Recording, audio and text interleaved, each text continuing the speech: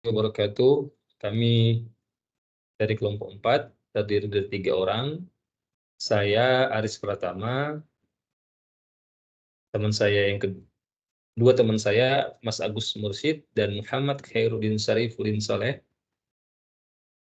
Ada pembahasan yang kami bahas mengenai aspek hukum pelaku bisnis online.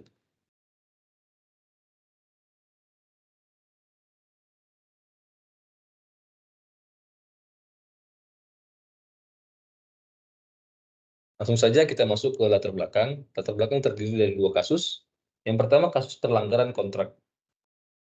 Seorang penjual online menawarkan produk-produk unik yang diimpor dari luar negeri dengan jaminan kualitas tertinggi. Misalnya seorang pembeli melakukan pemesanan dan membayar dengan harga yang disepakati. Namun, ketika produk diterima, ternyata kualitasnya jauh dari yang dijanjikan. Pembeli merasa dirugikan dan ingin mengajukan gugatan terhadap penjual berdasarkan pelanggaran kontrak. Yang kedua, kasus perlindungan konsumen. Seorang konsumen membeli barang dari platform e-commerce yang terkenal. Namun, setelah menerima produk tersebut, konsumen menemukan bahwa barang tersebut cacat atau tidak sesuai dengan deskripsi yang diberikan oleh penjual. Konsumen ingin mengajukan keluhan dan meminta pengembalian dana, tetapi penjual menolak. Lalu konsumen kemudian mencari bantuan hukum untuk melindungi hak-haknya sebagai konsumen. Adapun metode penelitian yang kami gunakan adalah metode penelitian normatif, di mana hukum utama bersumber dari perundang-undangan mengenai perdagangan dan transaksi online yang diberlakukan di Indonesia. Data bersumber dari media dan jurnal.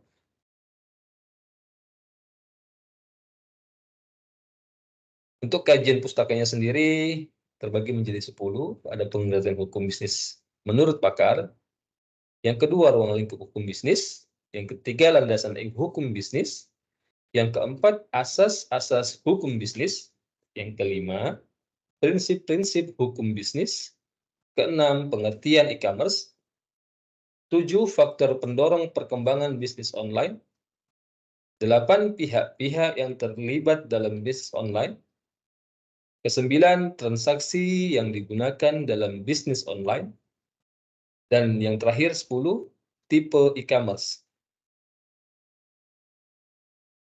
Baik, pengertian hukum bisnis sendiri menurut para pakar, seperti yang disampaikan oleh Abdul R. Saliman dan kawan-kawan, hukum bisnis adalah keseluruhan dari peraturan-peraturan hukum, baik yang tertulis maupun yang tidak tertulis, yang mengatur hak dan kewajiban yang muncul dari perjanjian-perjanjian maupun suatu perikatan-perikatan yang terjadi dalam praktek bisnis.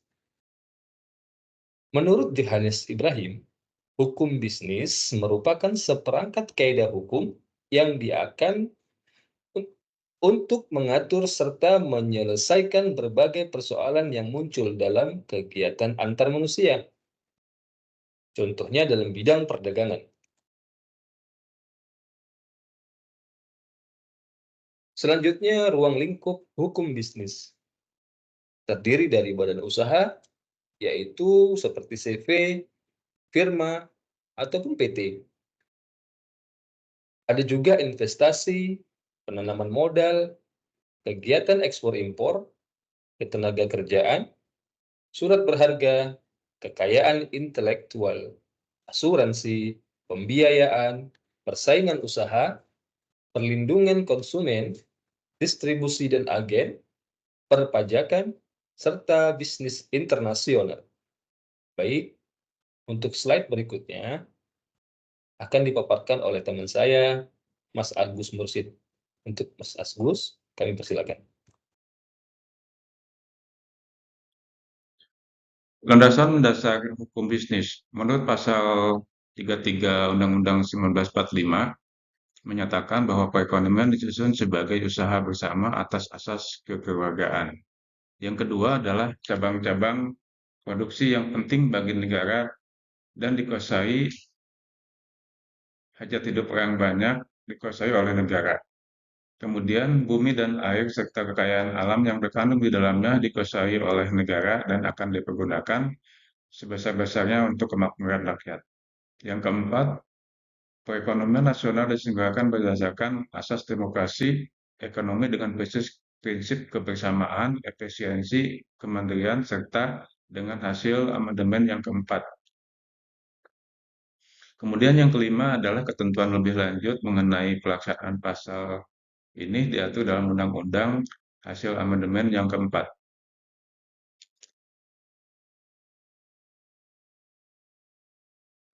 Asas-asas hukum bisnis di Indonesia.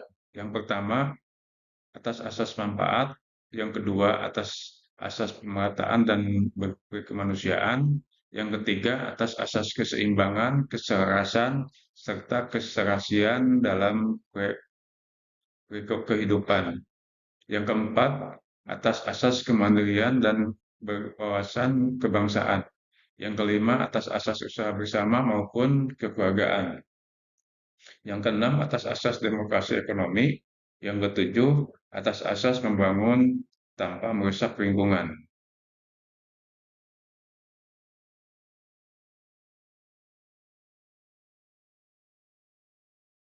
Yang berikutnya adalah prinsip-prinsip hukum bisnis di Indonesia. Yang pertama, prinsip otonomi. Yang kedua, prinsip kejujuran. Yang ketiga adalah prinsip keadilan. Yang keempat adalah prinsip saling menguntungkan. Dan yang kelima adalah prinsip integritas moral.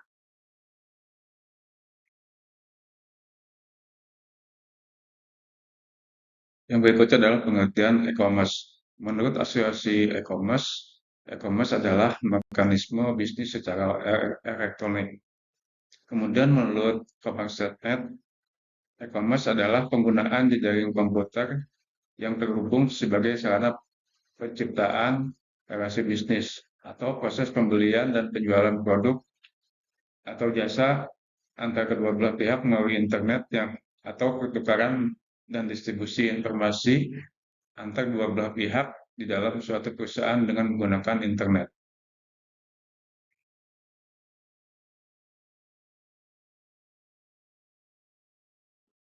Yang berikutnya adalah faktor pendorong perkembangan bisnis online. Yang pertama harus mampu menjangkau banyak konsumen. Dengan akses internet tentunya berbagai segmen pelanggan atau konsumen bisa dijangkau seluas-luasnya. Konsumen leluasa mengakses seluruh informasi yang signifikan. Dengan akses internet, konsumen akan mudah dan mengakses konten-konten yang disajikan oleh e-commerce.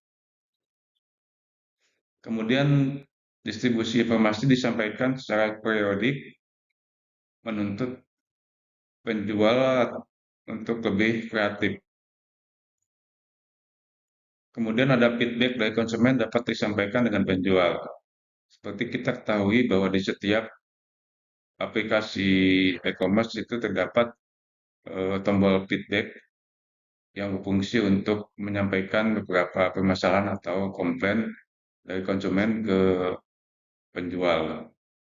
Kemudian dapat dilakukan di mana saja, siapa saja tanpa batasan.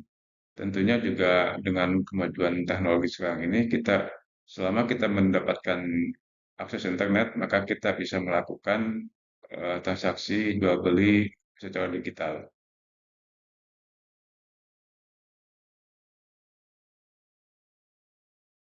Pihak-pihak yang terlibat dalam bisnis online. Yang pertama ada penjual.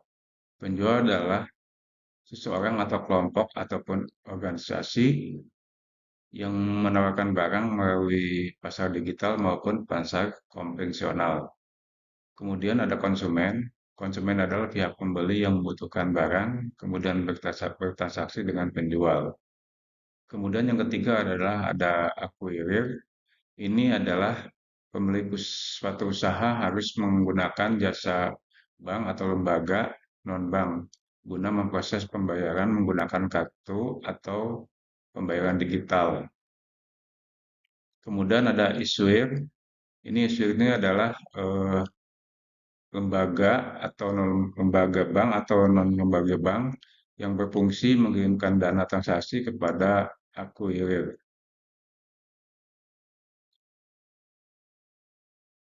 Selanjutnya, slide berikutnya kami serahkan kepada rekan kami. Dipersilakan.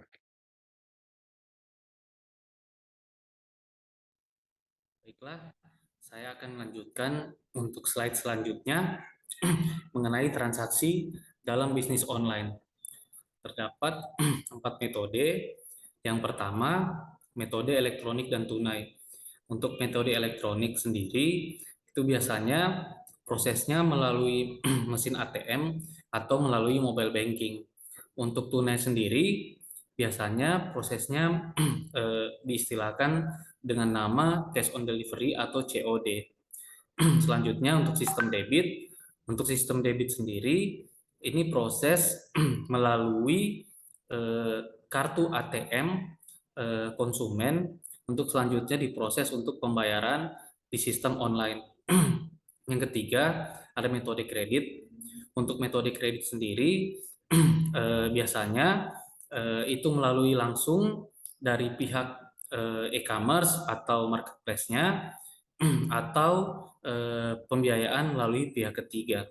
Dan yang keempat itu ada digital cash. Digital cash ini sama seperti e-money atau uang elektronik seperti GoPay, OVO, ShopeePay, atau Dana. Selanjutnya, untuk tipe-tipe e-commerce, yang pertama itu ada business to consumer atau B2C, yang kedua ada business to business atau B2B, yang ketiga ada consumer to consumer atau C2C, dan yang keempat ada consumer to business atau C2B.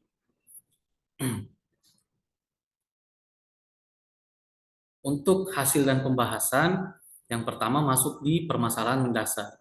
Permasalahan bersifat substantif seperti keaslian data, tanda digital, keabsahan atau validity, kerahasiaan atau privasi, keamanan atau security, dan ketersediaan. Permasalahan bersifat prosedural, yaitu adanya pengakuan yang memikat putusan hakim dari negara lain untuk diberlakukan dan dilaksanakan di negeri lawan. Selama hal ini mengangkat permasalahan pidana, sebuah negara mempunyai jurisdiksi. Pengaturan hukum bagi pelaku bisnis online. Yang pertama, regulasi mengenai informasi dan transaksi elektronik atau UU ITE diatur dalam Undang-Undang Nomor 11 Tahun 2008 mengalami perubahan menjadi UU Nomor 19 Tahun 2016. Selanjutnya, regulasi bisnis online mengenai perlindungan konsumen diatur dalam UU Nomor 8 Tahun 1999. Selanjutnya, regulasi perdagangan melalui sistem elektronik diatur dalam UU Nomor 80 Tahun 2019. Hukuman bagi pelaku bisnis online yang tidak memiliki izin usaha.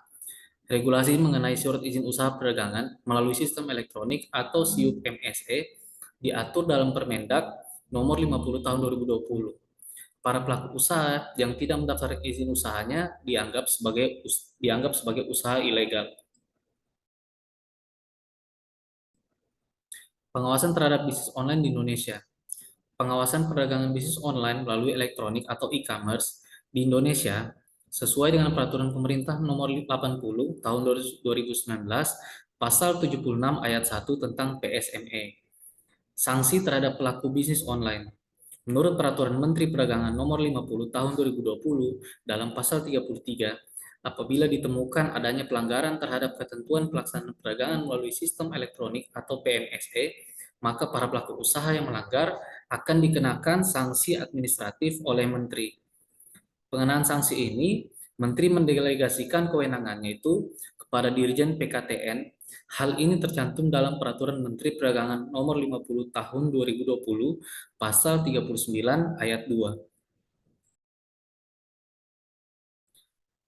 Kesimpulan, penerapan bisnis sudah diatur secara spesifik melalui Peraturan Pemerintah Nomor 80 Tahun 2019 tentang perdagangan melalui sistem elektronik. Para pelaku bisnis online diwajibkan untuk memiliki izin usaha dan dapat mengurus SIUP SME secara online.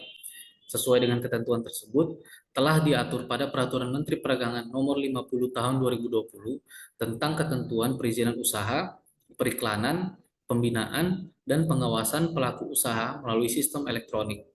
Pelaku usaha bisnis online yang tidak mempunyai izin usaha akan dianggap ilegal dan dapat dikenakan sanksi administratif. Saran dari kelompok kami, sebagai pembeda antara bisnis online dan konvensional, diharapkan pula dibuatkan peraturan yang spesifik mengenai perlindungan konsumen yang berbelanja online. Karena saat ini perlindungan konsumen masih mengacu pada UU nomor 8 tahun 1999 yang notabene-nya untuk konsumen konvensional. Adanya pengawasan yang ketat dan penegakan hukum yang tegas dari pemerintah terhadap para pelaku bisnis online yang tidak memiliki badan usaha elektronik demi melindungi kepentingan konsumen. Sekian dari kelompok kami. Mohon maaf apabila ada kekurangan. Kami akhiri. Wassalamualaikum warahmatullahi wabarakatuh.